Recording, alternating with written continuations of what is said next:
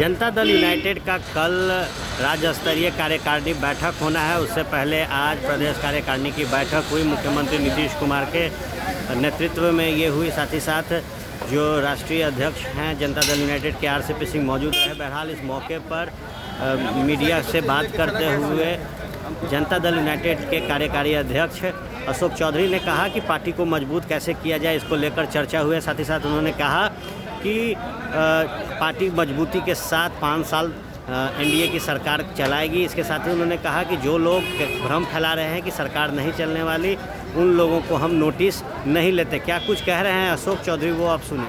Sir, आज कार्यकारिणी की बैठक हुई, क्या कुछ निकला? आज पार्टी के पदाधिकारियों के और जो चुनाव में हमारे साथी लड़े थे प्रत्याशी और जो सफलता प्राप्त नहीं कर पाए थे, उन सब लोगों की बैठक थी। और कल हमारे राज्य कार्यकारिणी की भी बैठक है। विस्तार से सब लोगों ने अपनी बातों की चर्चा की। माननीय राष्ट्रीय अध्यक्ष और माननीय नेता दोनों बैठे थे, माननीय मुख्यमंत्री जी। सबको अपने बातों से उन्होंने अपने चुनाव का अनुभव से रूबरू कराया और विस्तार से साहब ने सबकी बातों को सुना। हर पार्टी का अपना एक संवैधानिक दायित्व है समय पर राज्य कार्यकारिणी की बैठक करना और उसके बाद उसके विस्तार पर चर्चा करना। पार्टी का प्रदेश में किस तरह से विस्तार हो, कैसे और पार्टी के संगठन को धारदार बनाया जाए, पार्टी को कैसे और विस्तार किया जाए, इस पर विशेष रूप से इस पर चर्चा हुई।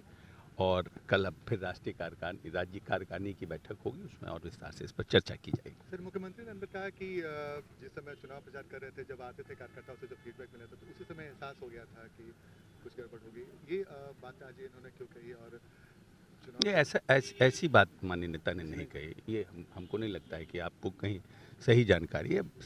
नेता ने कहा कि आप अपने लोगों को, जो प्रत्याशी हैं उनको कहा कि क्षेत्र में रहिए, लोगों से मिलिए, लोगों से इंटरेक्ट कीजिए। जो वोट नहीं दिया उनके बीच में भी जाइए मजबूती से। पार्टी ने, हम लोगों ने जो इन 15 वर्षों में कार्य किया है, तो निश्चित रूप से नीतीश कुमार जी के राजकाज में 24,000 करोड़ से बिहार का बजट 2,11,000 करोड़ हुआ। और ख़ास करके जो बड़ी बड़ी राजनीतिक दल वंचित, दलित, शोषितों की बात करती रही है, लेकिन जिस तरह से अनुसूचित जाति जनजाति का इन 15 वर्षों में 40 गुना बजट बढ़ाने का काम किया, 3,65,000 से 600 करोड़ अल्पसंख्यकों का बजट करने का काम, तो काम तो प्रदेश में बहुत हुआ है। चाहे मूलभूत संरचना हो, चाहे परिस्थितियां रही हो, घर घर बिजली हो, नल जल हो। कोरोना काल में लोग बड़ी बड़ी बातें करते थे राजनीतिक दल के लोग, लेकिन अब राष्ट्रपति ही बिहार को पुरस्कृत कर रहे हैं सभी राज्यों में, जिस तरह से कोरोना से डीबीटी ट्रांसफ़र हम लोगों ने लोगों को किया।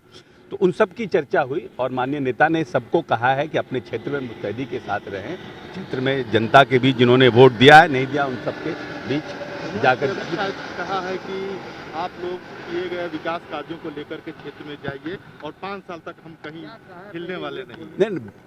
नेता ने विस्तार से लोगों की बात, नेता जो हम कह रहे हैं, हम अपने बातों को हमारे मुंह में नहीं डालिए।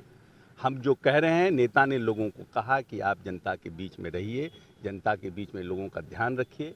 हम आपकी समस्याओं का, जो भी आप विधानसभा विधायक नहीं जीत के आए भी है, जो भी समस्या होगी उसका हम यहाँ निदान करने के लिए बैठे हैं। मंत्रिमंडल विस्तार की चिंता हो गई है, वो लगातार अटैक कर रहे हैं कि मंत्रिमंडल विस्तार क्यों नहीं कर रहे हैं। हम लोग इतना नोटिस नहीं लेते हैं। चुनाव खत्म हो गया, नोटिस नहीं। कुछ नेताओं ने कहा कि बीजेपी के लोगों ने वोट नहीं दिया। देखिए, हमको जितनी बात करनी थी हमने कह दिया।